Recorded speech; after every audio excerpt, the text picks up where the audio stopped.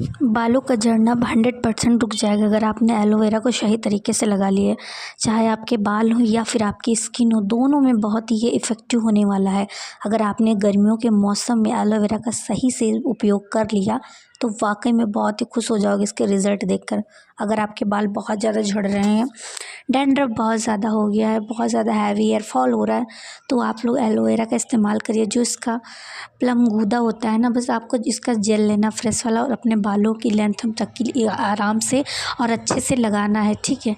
और इसका इस्तेमाल जब आप कंटिन्यू करोगे तो बहुत ही अच्छा रिजल्ट मिलेगा। स्किन में क्या अगर पिंपल हो गए, एक्ने हो गए, बहुत ज़्यादा कील मुहासे हो गए, तो आपको लेकिन क्या करना है, जब भी एलोवेरा कट करो तो येलो लिक्विड निकल जाए, उसके बाद ही इसको अच्छे से धुलने के बाद कांटे काट दो और आराम से ईज़िली आप अपनी स्किन में इसको अप्लाई कर सकते हो। मैंने इसमें डाला हुआ है चंदन पाउडर। ये चंदन पाउडर हमारी स्किन को बहुत ज़्यादा सॉफ्ट बनाता है और कलर जो होता है ना, वो भी काफ़ी निखर के आता है और स्किन काफ़ी ज़्यादा ब्राइटनिंग जैसा इफ़ेक्ट आता है। सो आप लोग इसको ट्राई करिए, बहुत ही बेहतर रिज़ल्ट मिलने वाले हैं आपको इस वीडियो में से।